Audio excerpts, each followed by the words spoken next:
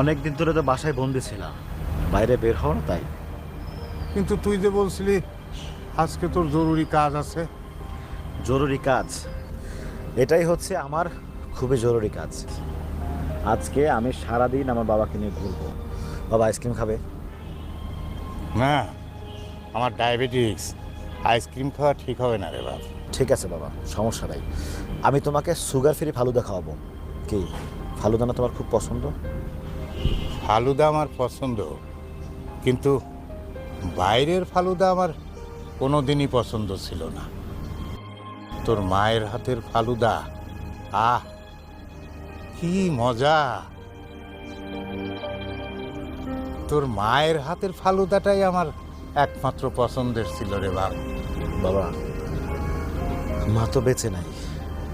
আজকে না হয় তুমি বাইরের ফালুদাই খাও, আর তোমার যা যা খেতে মন চাবে আজকে আমি সব তোমাকে খাওয়াবো। তুই আজকে এরকম পাগলামি করছিস কেন রে বাপ?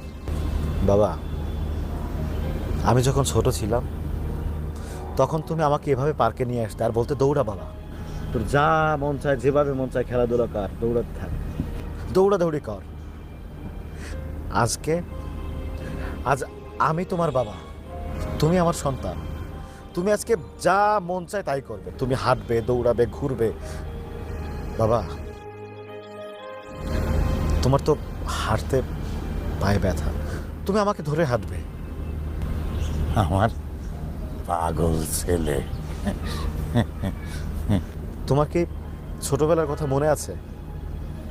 আমাকে তুমি যখন স্কুল থেকে নিয়ে আসতে, তখন স্কুলের গেট থেকে বের হবার পর থেকে বাসায় আসা অবধি রাস্তায় যত খাবার জিনিস দেখা হতো, তুমি আমাকে বলতে, খোকা এইটা খাবি?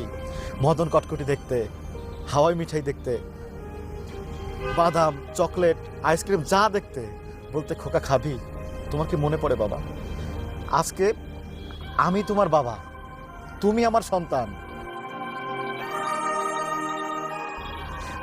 আজকে তুমি যা খাইতে চাবে আমি তাই খাওয়াবো। বলো বাবা, তোমার কি খেতে ইচ্ছে করছে? না রে বাপ, তুই খাওয়াইতে চাইলেও বয়সের কারণে আমি কিছু খেতে পারবো না, কিচ্ছু খাবো না রে বাপ। আমি অনেক ভেবে দেখলাম বাবা, বাবা মার প্রতি যদি দায়িত্ব কর্তব্য পালন করার ইচ্ছে থাকে, তাহলে না চাকরি করে ব্যবসা সামলেও সময় বের করা যায়। আমরা না বাবা এই যান্ত্রিক শহরের সাথে তাল মেলাতে গিয়ে দিনে দিনে রোবট হয়ে যাচ্ছি। তাই আমি সিদ্ধান্ত নিয়েছি, প্রত্যেক অপডেতে আমি আমার সন্তান